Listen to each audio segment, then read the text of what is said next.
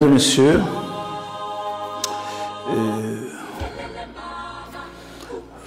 bonjour à toute la chrétienté du Gabon. Que la paix et la grâce de Dieu soient avec vous. Je fais cette petite vidéo, d'ailleurs je n'en ai pas l'habitude. Ce qui s'est passé hier, samedi, le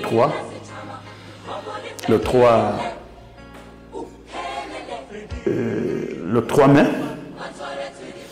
de l'investiture du président de la République élu par tous les Gabonais à plus de 90%. Mon âme est dans l'amertume et mon cœur est attristé par quelque chose qui avait tellement bien commencé, applaudi par tous les Gabonais, mais vers la fin, nous avons assisté à un scénario qui n'est pas républicain. Et c'est comme si c'est un couteau qu'on a mis dans le cœur de la chrétienté gabonaise. Plusieurs ont eu ce même ressentiment que j'ai. Et je crois qu'il faut essayer de comprendre ce qui s'est passé vers la fin de l'investiture. Il y a plusieurs personnes qui ont fait certainement les vidéos, mais je tiens à rappeler quelque chose, et là je m'adresse à l'Église.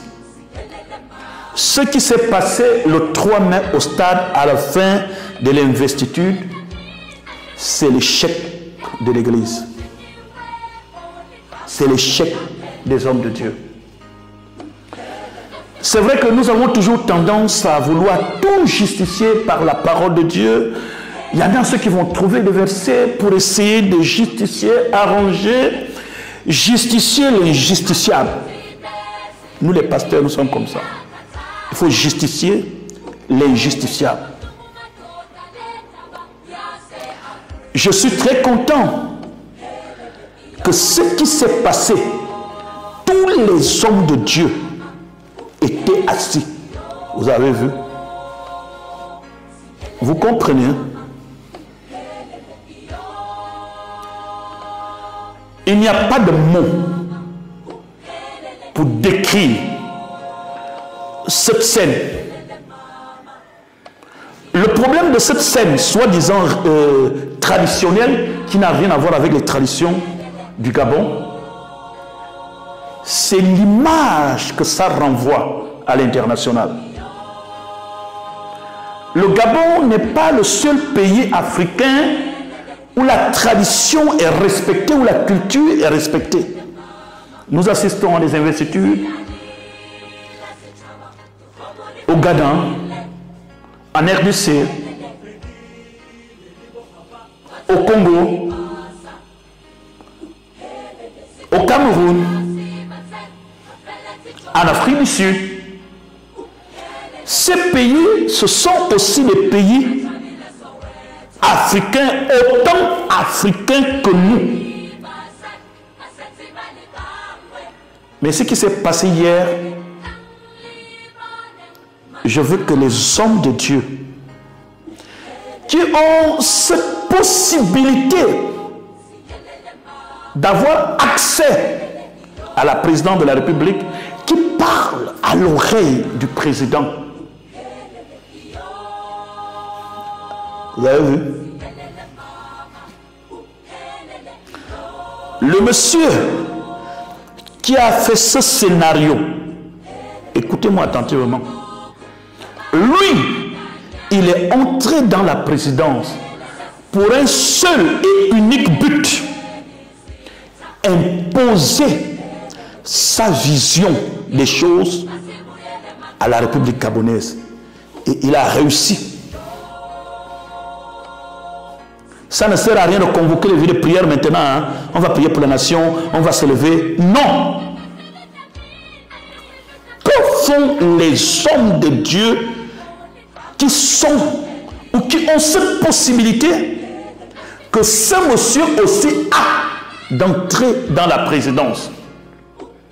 Beaucoup d'entre nous, la force d'une catégorie d'hommes de Dieu, c'est pouvoir détruire les autres. Des grands docteurs, des grands intellectuels. Vous avez vu? Hier, après on va sortir, on mettra notre caméra en voulant mystifier les autres. C'est vous qui parlez au président. C'est vous qui êtes tous les jours à côté du président. C'est vous qui rentrez au palais. Jusque-là, aucun homme de Dieu n'arrive à montrer à la République, à la présidence, de ne jamais mettre Dieu et la culture au même niveau. Personne. Aucun homme de Dieu qui ont accès à la présidence ne réussit à qu'il y a une différence entre la République et la tradition. Un rituel traditionnel au Gabon pour une haute autorité ne se fait pas en public. La force d'un chef d'État, ce sont les conseillers. Je ne parle pas longtemps. Pasteur, admettons que là, on a échoué. C'est ça la vérité.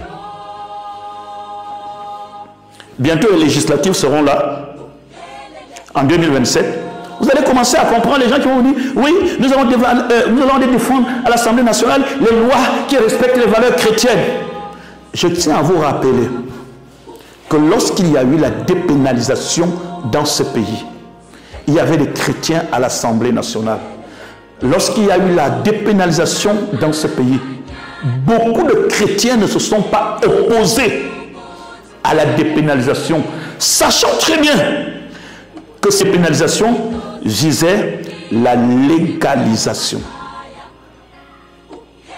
Ils se sont abstenus. Mais lorsqu'on s'approche, votez-moi, votez-moi. Parce que toutes les personnes, pasteurs, hommes de Dieu, toutes les personnes, hommes de Dieu, qui ont cette grâce de se retrouver dans les hautes sphères du pouvoir, ont une seule et unique ambition: leur famille et leur église. Leur famille et leur église. C'était la raison pour laquelle ce monsieur que vous avez vu avait un objectif. C'est pas né là, hein? C'est dans sa tête depuis. Que lui, il va imposer ses valeurs, sa vision du Gabon au plus haut niveau de l'État. Et il a réussi.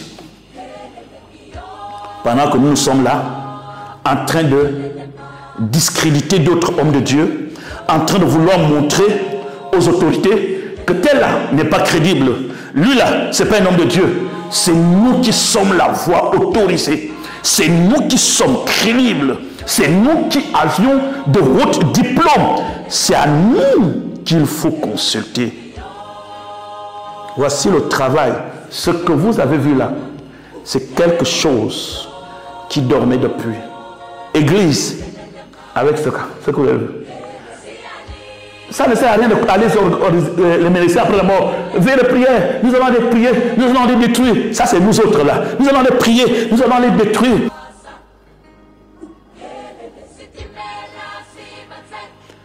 Et aujourd'hui, la grandeur d'un pasteur repose déjà sur sa capacité de détruire un autre pasteur. On se bat pour que le président, c'est pour moi le président, je suis le plus respecté, je suis le plus aimé, je suis celui qui est plus proche du président. C'est moi que le président doit voir. C'est moi qui dois prendre l'argent chez le président. C'est nous autres les pasteurs. C'est Dieu qui nous a parlé. Personne ne pleure. Dieu nous a parlé que ce que vous avez vu, étant assis, c'est le résultat de ce que nous faisons depuis très longtemps. Ce qui me dépasse, c'est même le peuple que nous avons dans nos églises n'ont même pas la connaissance des Écritures.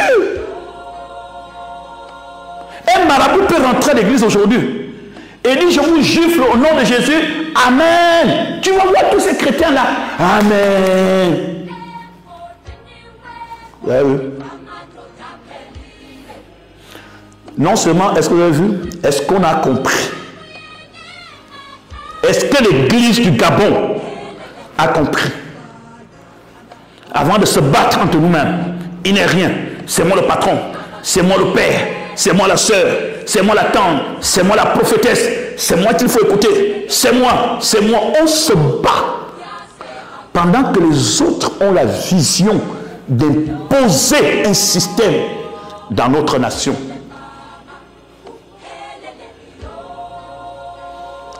Moi, la seule chose que je peux dire au président de la République, après tous ces événements, je ne sais pas si quelqu'un peut permettre à ce que le président puisse regarder cette vidéo. Monsieur le Président, merci d'avoir reconnu la grandeur de Dieu. C'est Dieu qui a permis en août que vous soyez là. Ce même Dieu a touché le cœur des Gabonais afin que vous soyez élus à plus de 94%. Qu'aucun pasteur ni marabout ne vienne vous blaguer. Ce même Dieu qui vous a élus vous protégera. Partez. N'écoutez pas ces marabouts, parce que le but des gens qui amènent des prophéties, des inspirations, des révélations, la vérité, c'est qu'on veut l'argent. Prenez tout ce que vous voulez justifier. Prenez n'importe quel verset. Dès l'instant que quelqu'un rentre au bord de mer, comment gagner l'argent? Certaines veillées de prière sont même dans le but d'attirer votre regard pour qu'on ait un peu d'argent.